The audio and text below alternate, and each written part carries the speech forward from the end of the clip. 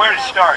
I was talking to someone the other day who said, a reporter, who was saying, do you think you could get a better deal?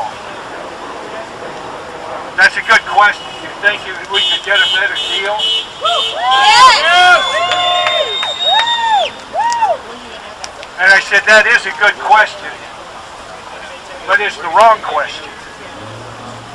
The question is, if these proposals are approved, will we be able to make a living? That's the question.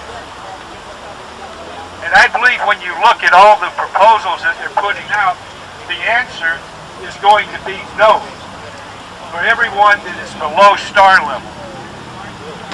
If you're going to be losing 50 to 66%, 75% for me.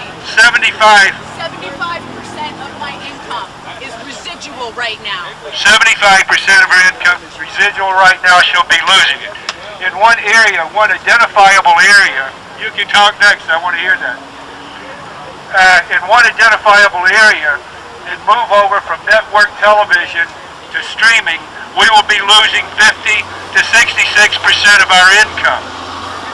That means there will be no contributions to your health coverage. Thousands of our members will be knocked out of health coverage. There'll be no contributions to your pension plans. Down the road, when you get to be my age, you're going to say, ouch, what happened? There are other areas that are just as bad. In one area below $15,000 a minute would be non-union. Did you hear that?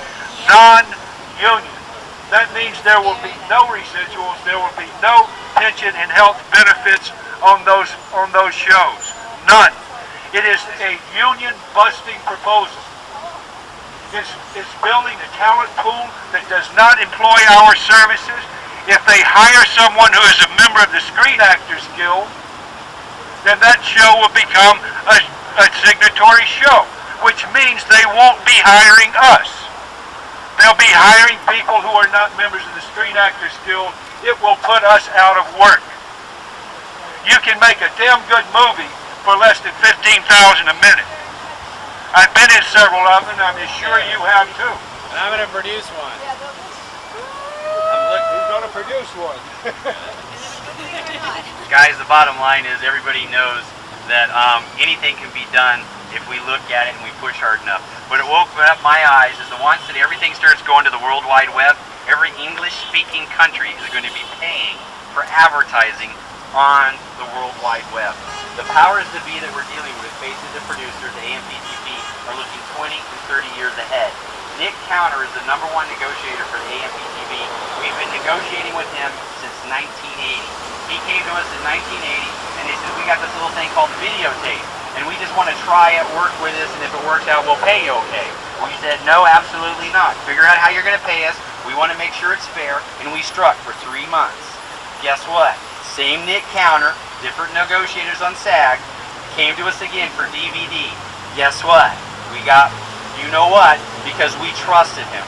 Reality, every time Nick Counter opens his mouth, my eyes get crossed. I was fortunate to be a visual, which has never happened. Prior to Alan Rosenberg and Doug Allen, no one ever got to know what was going on. They invited non-elected members of the stunt community as well as singers and everything else to come in and witness and watch. Al Jones, Brett Jones, and I watched, and we saw what went on. Doug Allen was great, Alan Rosenberg was amazing, and they allowed us to watch. Our problem with the powers to be now and the powers to be prior to Doug Allen and Alan Rosenberg, we never knew what was going on. We weren't allowed to watch. Jane Austen was the first stunt performer ever to stand up and say what we wanted. We came together after learning the last contract issue. Don't give them 10 choices, give them 1. Stunt coordinators get residuals. They had no issue but no way to handle it but that. So we have to come together, realize they're using 28 years of knowledge of negotiating with us to take away our money. The bottom line is May 5th, there's going to be a stunt caucus. It's going to be 6:30 at night. I know it's Cinco de Mayo. Bottom line is we can party afterwards. Alan Rosenberg and our new National Executive Director, David White, are going to be there.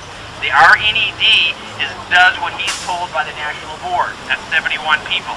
And once you start seeing how little they work, you're going to realize you've got to get involved. I know when you're chasing work, it's hard to run for an office, so I've got answers for that later.